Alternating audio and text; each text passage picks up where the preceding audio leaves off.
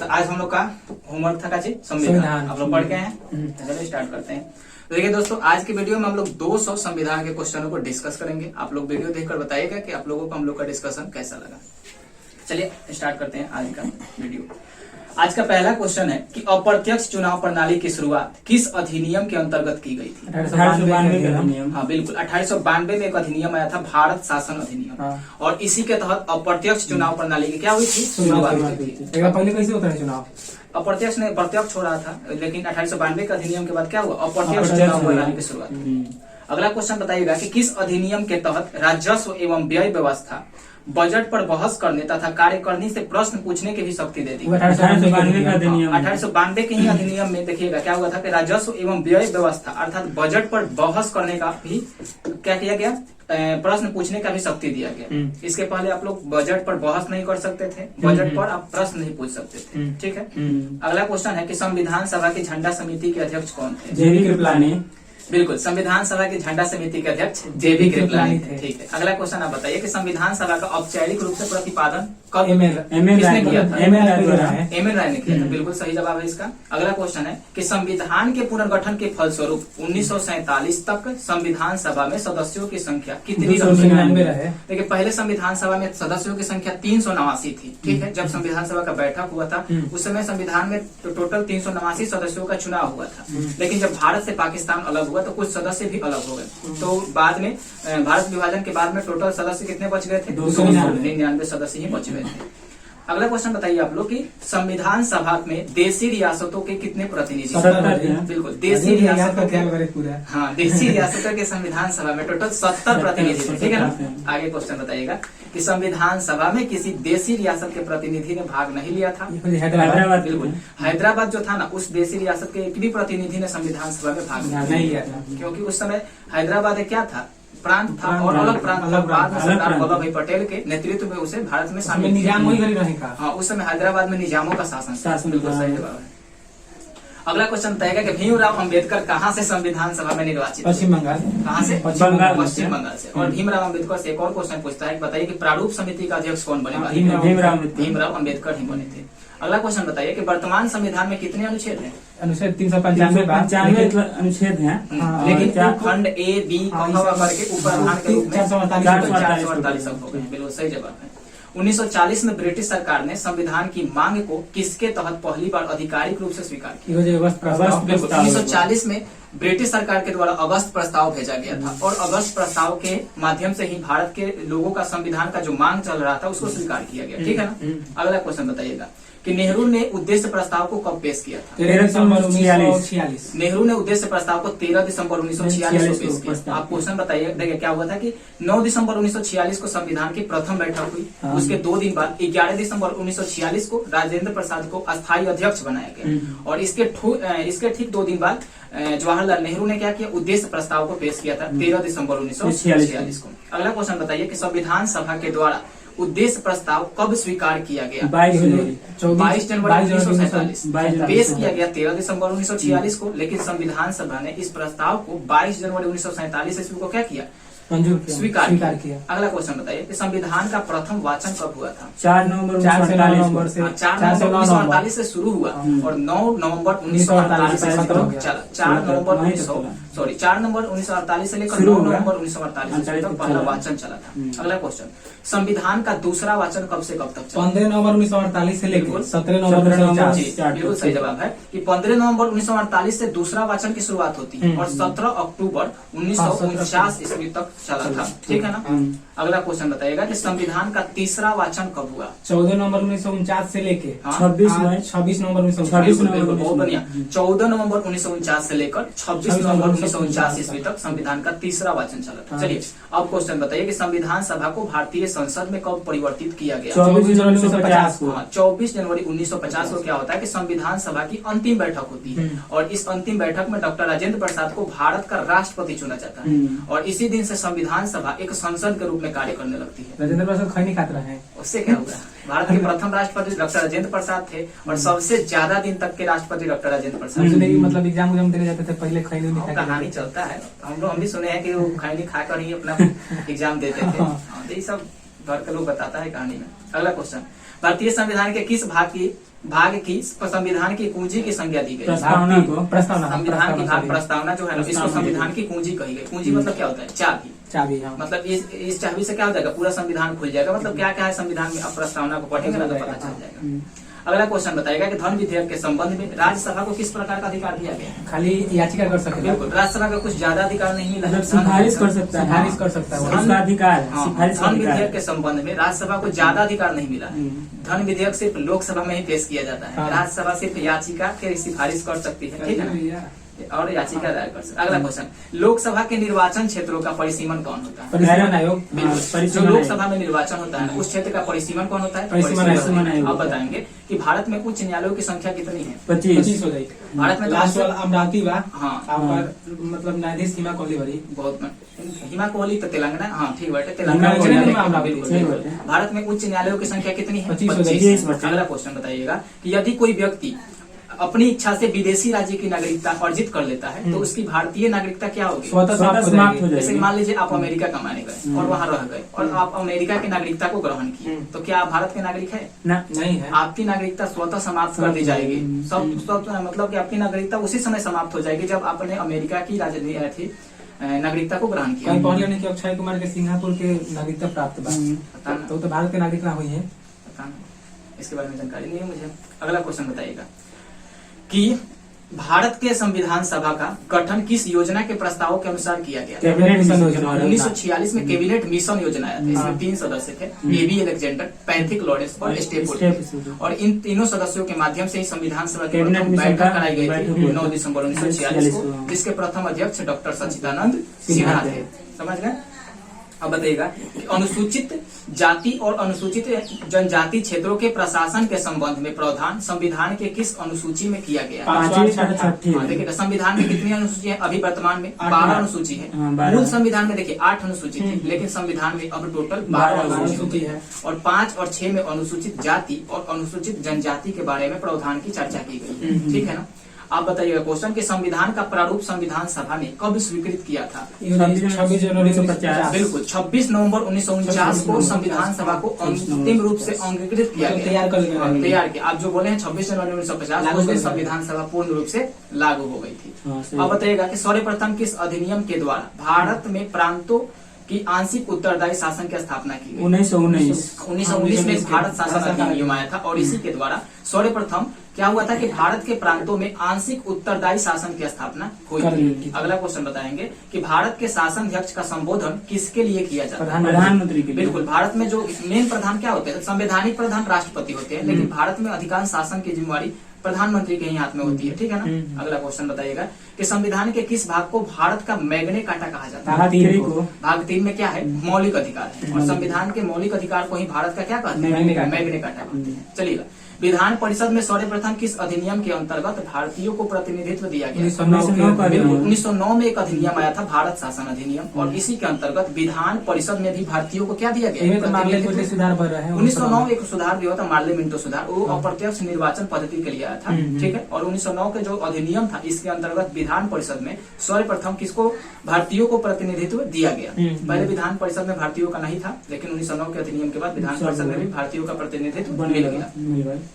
अब बताइएगा कि 15 अगस्त 1947 और 26 जनवरी 1950 के मध्य भारत का राजनीतिक दर्जा क्या था? ब्रिटिश ब्रिटिश राष्ट्रकुल का एक अधिराज्य था। अधिराज्य का मतलब होता है डोमिनियन स्टेट। देखिएगा 1947 से लेकर 1950 ईस्वी तक भारत क्या था? तो एक ब्रिटिश राष्ट्रकुल का अधिराज्य था, मतलब कि भारत एक ब्रिटिश का डोमिनियन स्टेट था। लेकिन 26 जनवरी 1950 को भारत संप्रभुत्व गणतंत्र बन गया, यानी कि हम लोग क्या हो गए? गणतंत्र।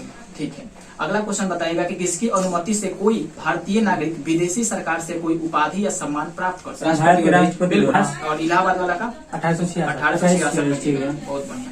अगला क्वेश्चन बताइएगा कि किस संविधान संशोधन के द्वारा राष्ट्रपति, प्रधानमंत्री एवं लोकसभा सभाध्यक्ष के निर्वाचन संबंधी विवाद न्यायालय के क्षेत्राधिकार से बाहर किया गया? 36वां नहीं, इसके लिए 39वां संविधान संशोधन हुआ था 1975 में। और इसमें क्या किया गया कि इस अनुच्छेद राष्ट्रपति, प्रधानमंत्री, लोकसभा अध्यक्ष के निर्वाचन संबंधी जितने भी विवाद होंगे वो न्यायालय के क्षेत्राधिकार से बाहर कर दिया। 39वां संविधान संशोधन। अच्छा, क्वेश्चन बताइएगा कि भारतीय संविधान के किस अनुच्छेद में प्रेस की स्वतंत्रता से संबंधित 19 के कम है। 19 के कम है। 19 के कम है, ठीक है। 19 में प्रेस की स्वतंत्रता की बात कही गई है। राष्ट्रपति किस सूची के विषय पर अध्यादेश जारी नहीं कर सकते हैं? राज्य सूची के विषय पर राष्ट्रपति अध्यादेश जारी नहीं कर सकते हैं। देखिए, राष्ट्रपति को अध्यादेश जारी करना होगा तो या तो संघ सूची के विषय पर करेंगे या फिर समवर्ती सूची के विषय पर करेंगे, ठीक है। राज्य सूची के विषय पर अध्यादेश राज्यपाल जारी करेगा या फिर राज्य करेगा। अगला क्वेश्चन है कि सर्वप्रथम किस राज्य में लोक अदालत आयोजित की गई थी? गुजरात के। सर्वप्रथम लोक अदालत गुजरात राज्य में की गई थी। अगला क्वेश्चन है कि 42वें संविधान संशोधन द्वारा किस अनुच्छेद में मौलिक कर्तव्यों को जोड़ा गया था? 42 अनुच्छेद 51 के ए में जोड़ा गया। 42वां संविधान संशोधन कब हुआ था? 1976 में, और इसी के द्वारा 51 के ए में मौलिक कर्तव्यों को जोड़ा गया। मौलिक कर्तव्यों की संख्या 11। संविधान के संरक्षक के रूप में सर्वोच्च न्यायालय का अधिकार विश्व के किस संविधान से लिया गया? संयुक्त राज्य अमेरिका। बिल्कुल, संयुक्त राज्य अमेरिका से लिया गया है। किसका अधिकार? संयुक्त राज्य। किसका अधिकार दिया गया? सर्वोच्च न्यायालय का अधिकार। सर्वोच्च न्यायालय का नाम है संविधान का संरक्षण करना, मतलब कि देखना कि संविधान में जो लिखा है वो मतलब कि उस टाइप से कानून व्यवस्था भारत में चल रहा है कि नहीं, ठीक है ना। संविधान का संरक्षण का अधिकार दिया गया है अमेरिका से। भारत की संप्रभुत्ता किसमें निहित है? उसका भारत की संप्रभुत्ता भारत की जनता में निहित होती है। चलिए, अगला क्वेश्चन बताएगा कि भारत का प्रथम विधि अधिकारी कौन होता है? राष्ट्रपति। भारत का प्रथम विधि अधिकारी होता है भारत का महान्यायवादी। भारत का प्रथम विधि अधिकारी भारत का महान्यायवादी, सर्वोच्च न्यायालय के अधिपति न्यायाधीश, मुख्य न्यायाधीश। अगला क्वेश्चन बताएगा कि भारत को संप्रभुत्व संपन्न लोकतंत्रात्मक गणराज्य कब घोषित किया गया? 26 जनवरी 26 जनवरी 1950 को भारत को संप्रभुत्व संपन्न लोकतंत्रात्मक गणराज्य घोषित किया गया, ठीक है ना। अखिल भारतीय सेवाओं का सृजन कौन करता है? अखिल भारतीय जितने भी सेवा होते हैं ना, इसका सृजन करने का अधिकार राज्यसभा को दिया गया है, और वो भी 2/3 बहुमत से राज्यसभा अखिल भारतीय सेवाओं का सृजन करती है। 2/3 बहुमत भी याद रखेंगे, एक विशेष बहुमत हो गया, 3 में से 2 लोग का अनुमति होगा। अगला क्वेश्चन है कि लोकसभा में विपक्ष दल के नेता के रूप में मान्यता प्राप्त करने के लिए दल न्यूनतम कितने प्रतिशत सीटों प्राप्त करना आवश्यक है? 10%। देखिएगा, अगर लोकसभा के विपक्ष का भी नेता आपको बनना है ना, तो कम से कम 10% सीट आपको प्राप्त करना होगा। बिल्कुल। संविधान सभा की पहली बैठक किस दिन प्रारंभ हुई थी? 9 दिसंबर 1946। बिल्कुल, 9 दिसंबर 1946 को हुई थी, और इसका अध्यक्ष थे डॉक्टर सच्चिदानंद सिन्हा। बहुत बढ़िया।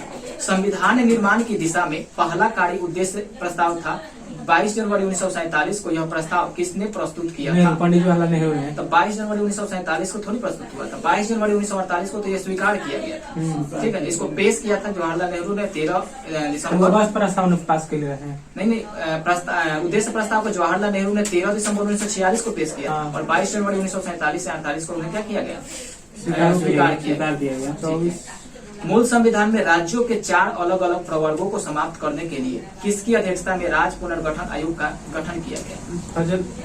बिल्कुल, फजल अली की अध्यक्षता में राज्य पुनर्गठन अधिनियम आयोग आया था 1956 में, और भाषा के आधार पर प्रथम राज्य का चुनाव हुआ था आंध्र प्रदेश।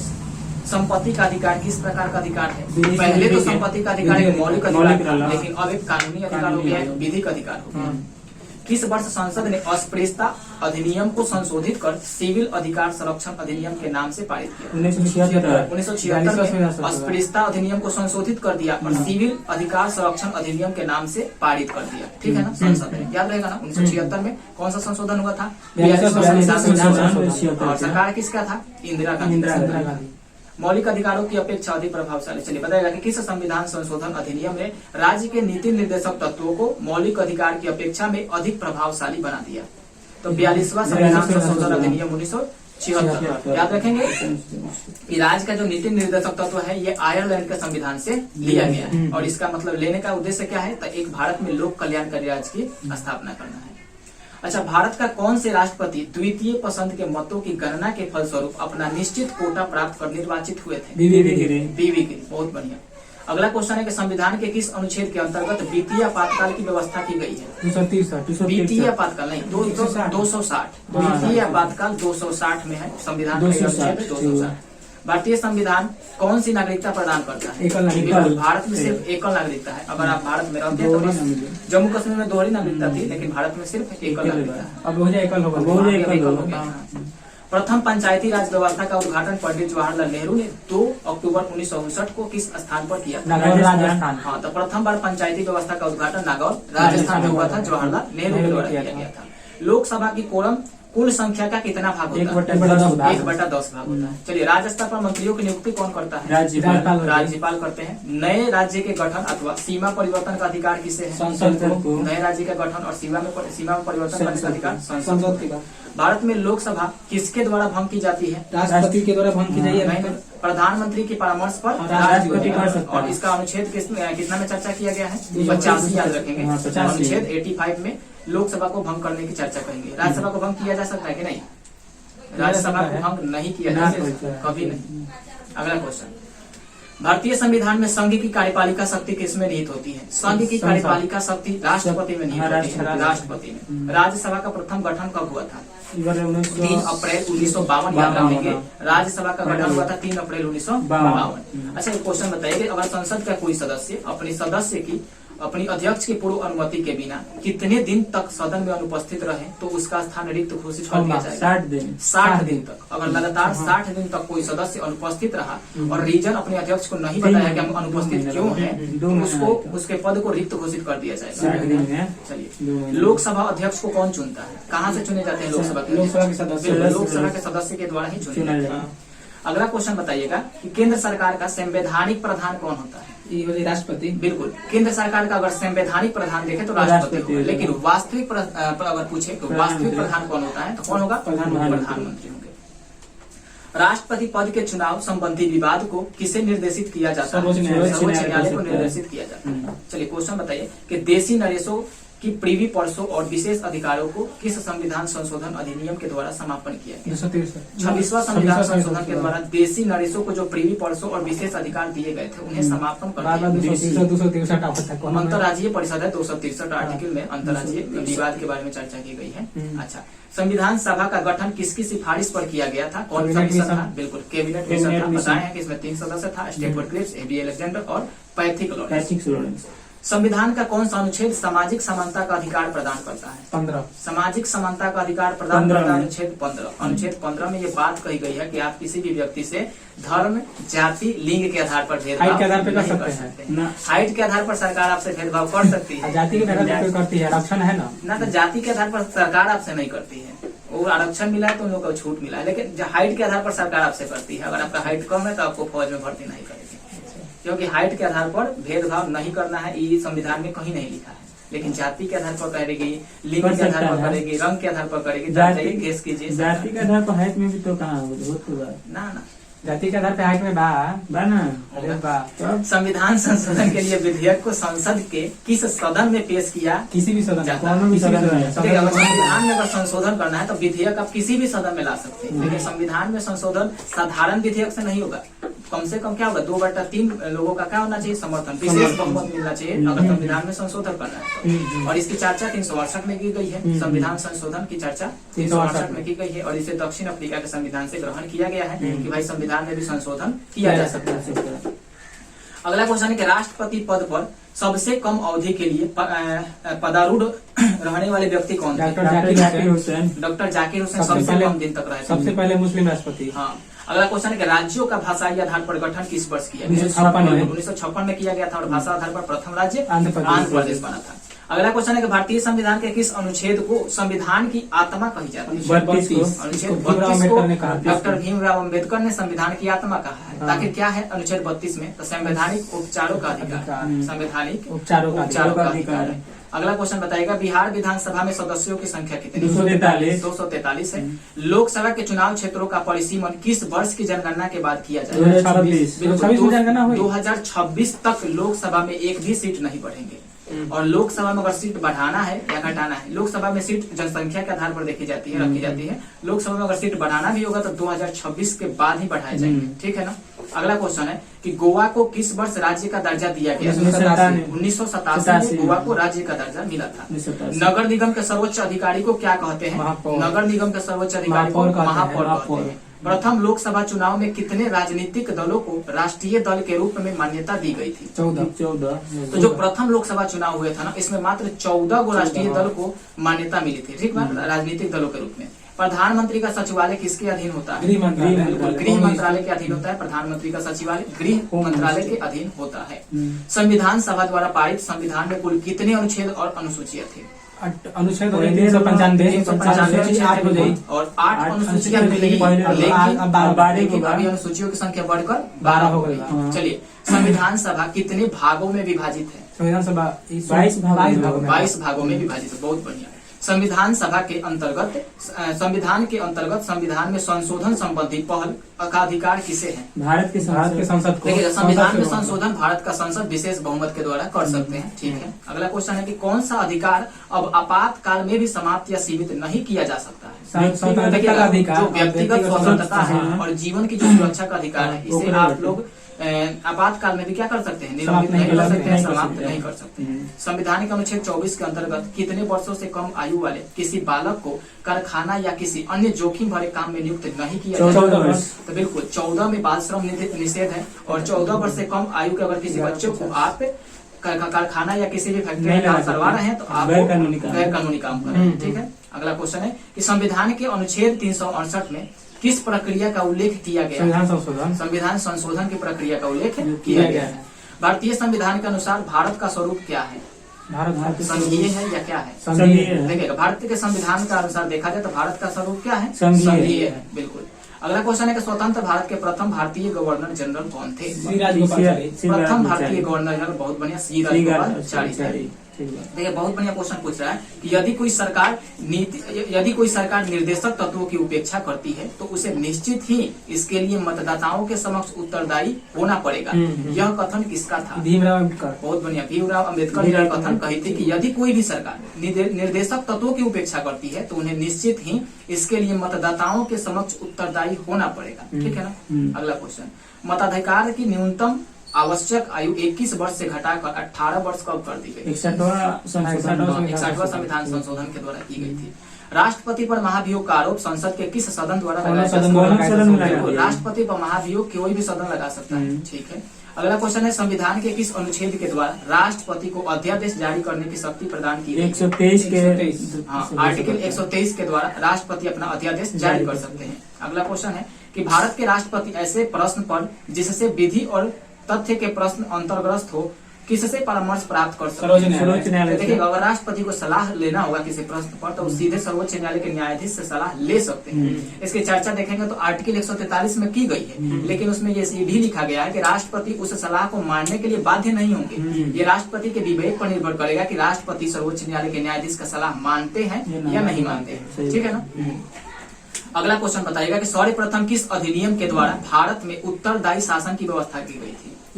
उत्तरदायी शासन की व्यवस्था 1919 के अधिनियम के द्वारा की गई थी भारत में। उत्तरदायी शासन की व्यवस्था 1919 के अधिनियम के द्वारा। चलिए, अगला क्वेश्चन बताइए कि संविधान सभा में अस्थायी अध्यक्ष थे कौन? बताया डॉक्टर सच्चिदानंद सिन्हा। और अस्थायी अध्यक्ष राजेंद्र प्रसाद। बिल्कुल, बहुत बढ़िया, राजेंद्र प्रसाद। अखिल भारतीय कांग्रेस ने किस वर्ष यह प्रस्ताव पारित किया कि भारत की जनता स्वयं बिना किसी विदेशी हस्तक्षेप के अपने संविधान का निर्माण करे? 1936 में यह प्रस्ताव पारित कर दिया था कि जो भारत का संविधान का निर्माण होगा वो भारत की जनता करेगी, और ये अखिल भारतीय कांग्रेस ने पारित किया था। अगला क्वेश्चन है कि वर्तमान में भारतीय नागरिकों को मौलिक अधिकार प्राप्त है। कितने मौलिक अधिकार प्राप्त है? 6 मौलिक अधिकार प्राप्त। चलिए, अगला क्वेश्चन है कि मौलिक अधिकारों की सुरक्षा हेतु न्यायालय कितने प्रकार के लेख जारी कर सकते हैं? 5 प्रकार के लेख न्यायालय जारी कर सकते हैं। चलिए, लोक नियोजन के विषय में अवसर की समानता का उल्लेख संविधान के किस अनुच्छेद में किया गया है? अवसर की समानता मतलब क्या? आपको भर्ती निकाला जाएगा। हाँ, अनुच्छेद 16 में किया गया है। लोक नियोजन के लिए भर्ती निकाली जाएगी, आपको अवसर दिया जाएगा, फॉर्म फिल कीजिए और तैयारी कीजिए और आकर पार्टिसिपेट कीजिए। परीक्षा नहीं होगा। अगला क्वेश्चन है कि किसी विधेयक को धन विधेयक के रूप में कौन प्रमाणित कर सकता है? लोकसभा। बिल्कुल, पहले भी बता चुके हैं कि धन विधेयक सिर्फ लोकसभा में पेश किया जाता है और इसको प्रमाणित भी लोकसभा ही करेगा। राज्यसभा सिर्फ सिफारिश कर सकता है, दूसरा कुछ नहीं कर सकता। अगला क्वेश्चन है कि योजना आयोग के उपाध्यक्ष को भारत सरकार की सरकारी वरीयता क्रम में किसके समकक्ष दर्जा दिया जाता है? जो योजना आयोग के क्या होते हैं? योजना आयोग के उपाध्यक्ष होते हैं ना, उन्हें वरीयता क्रम में केंद्रीय कैबिनेट मंत्री के समकक्ष दर्जा दिया जाता है। वरीयता क्रम में 1 नंबर पर आते हैं भारत के राष्ट्रपति। ठीक है ना। अगला क्वेश्चन है कि किस प्रधानमंत्री के कार्यकाल में दल बदल विरोधी विधेयक पास हुआ था? राजीव गांधी के कार्यकाल में 1985 में दल बदल विरोधी क्या हुआ था, कानून पास कानून हुआ पास था हुआ और था। इसे 10वीं अनुसूची में शामिल किया गया था। हाँ। दल बदल कानून को 10वीं अनुसूची में दल शामिल बदल किया अनुसूची गया था। 10वीं। अगला क्वेश्चन है कि संविधान के किस अनुच्छेद में न्यायपालिका और कार्यपालिका से पृथकीकरण की बात कही गई? 50। हाँ, 50। आर्टिकल 50 में न्यायपालिका और कार्यपालिका के पृथकीकरण की बात कही गई थी। आज का अंतिम क्वेश्चन है कि उच्चतम न्यायालय की पहली महिला न्यायाधीश कौन थी? फातिमा बीबी बिल्कुल। फहीमा बीवी। उच्चतम न्यायालय की पहली महिला न्यायाधीश फातिमा बीवी थी। तो आज का डिस्कशन यही हम लोग समाप्त करेंगे। कल का होमवर्क इसके आगे 2 पेज होगा जिसमें लगभग 200 क्वेश्चन होंगे, तो आप लोग कल का होमवर्क पढ़ के आइएगा और पेज इसमें हम नंबर लोग डिस्कशन 70 करेंगे। ठीक है, संविधान संविधान संविधान का चौथा, 5वां, 6वां